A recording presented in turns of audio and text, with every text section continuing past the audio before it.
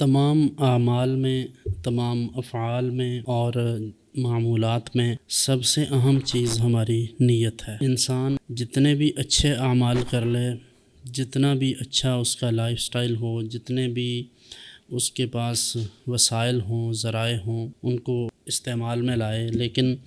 اگر اس کی نیت اچھی نہیں ہے تو ان تمام وسائل کا، ذرائع کا استعمال اور تمام نیک اعمال کا جو دار و مدار ہے وہ اس کی نیت پر ہے۔ اگر نیت اچھی نہیں ہے تو ان تمام چیزوں کا کوئی فائدہ نہیں ہونے والا۔ لمحہ فکریہ یہ ہے کہ ہمارے ہاں بہت سارے ایسے کام جو دین کے نام پر، مذہب کے نام پر، عشق رسول کے نام پر، محبت رسول کے نام پر، محبت اہل بیت کے نام پر، محبت صحابہ کے نام پر کیے جاتے ہیں، لیکن بدقسمتی سے سب تو نہیں، لیکن ان میں کی اکثریت صرف اس لیے ہے کہ ہم دوسرے مسلک کو پچھاڑ دیں گے،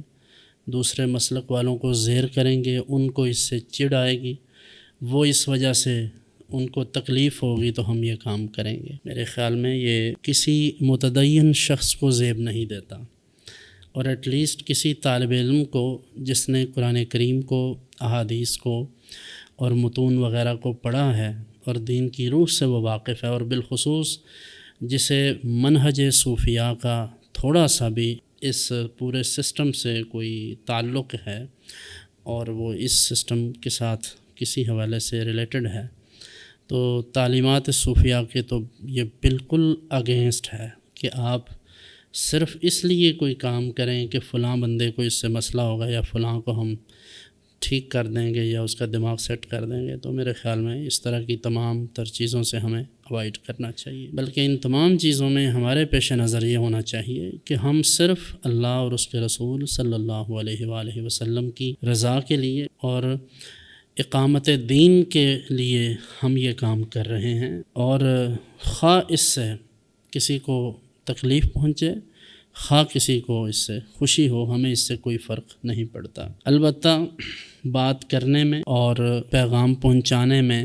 اس بات کا خیال رہے کہ ہمارے الفاظ اس قدر شدت پر مبنی نہ ہوں کہ ان سے کسی کی دل آزاری ہو، اور پیش نظر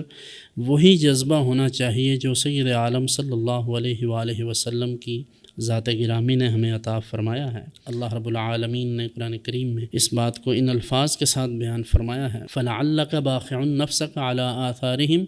إِن لَّمْ يُؤْمِنُوا بِهَٰذَا الْحَدِيثِ أَسَفًا۔ محبوب، آپ کہیں ان لوگوں کے ایمان نہ لانے کے سبب، جو آپ کے دل میں ان کے لیے ایک خواہش ہے کہ یہ مسلمان ہو جائیں،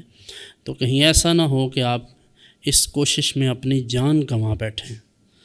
یعنی اتنا تکلیف میں نہ ڈالیں خود کو کہ آپ اس وجہ سے اپنے آپ کو ہی کھو دیں۔ تو یہ وہ جذبہ ہے لوگوں کے ایمان لانے کے لیے اور ان کے جہنم سے بچ جانے کے لیے جو سید عالم صلی اللہ علیہ وسلم نے کوششیں فرمائیں۔ حالانکہ قرآن حکیم نے بتا بھی دیا کہ أَأَنذَرْتَهُمْ أَمْ لَمْ تُنذِرْهُمْ لَا يُؤْمِنُونَ، آپ انہیں ڈرائیں یا نہ ڈرائیں وہ ایمان نہیں لانے والے، لیکن اس کے باوجود رسول اللہ صلی اللہ علیہ وآلہ وسلم نے دعوت و تبلیغ کا کام چھوڑا نہیں۔ اس وقت بھی مبلغین اور تمام جو فضلاء ہیں، تمام جتنے بھی واعظین ہیں، علماء ہیں، انہیں اس بات کو پیش نظر رکھنا ہے کہ ہم نے جس منہج پر ہم تبلیغ کرتے ہیں، جس منہج پر ہم لوگوں کو دعوت دین پیش کرتے ہیں، اس میں یہ بات ہمیشہ پیش نظر رہے۔ حقیقی داعی وہ ہے جو لوگوں کو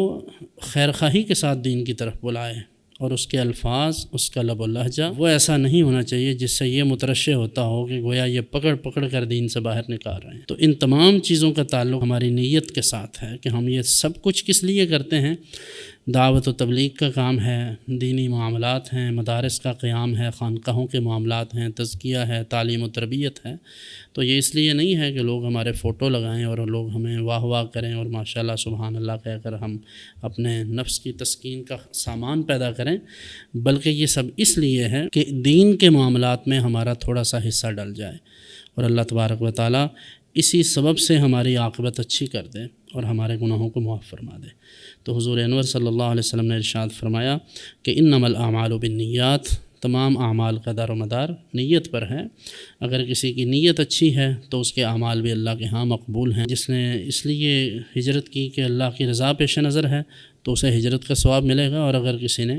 کسی عورت کے ساتھ نکاح کے لیے ہجرت کی ہے تو اس کو نیت کے مطابق اجر ملے گا، اس کو ہجرت کا ثواب نہیں ملے گا۔ تو اس سے یہی مستفاد کہ ہمیں اپنی نیتوں کو درست کرنا چاہیے، دوسروں کو نیچا دکھانے کے لیے، اپنی برتری ظاہر کرنے کے لیے علم کا استعمال، قرآن کا، سنت کا، ناموس رسالت کا، ختم نبوت کا، حب صحابہ کا، حب اہل بیت کا یہ نام استعمال کر کے اگر لوگوں کی بے توقیری کی جائے اور لوگوں کو نیچا دکھایا جائے تو اس سے گھنونا اور اس سے شرمناک، اس سے بڑا کوئی اور جرم نہیں ہے۔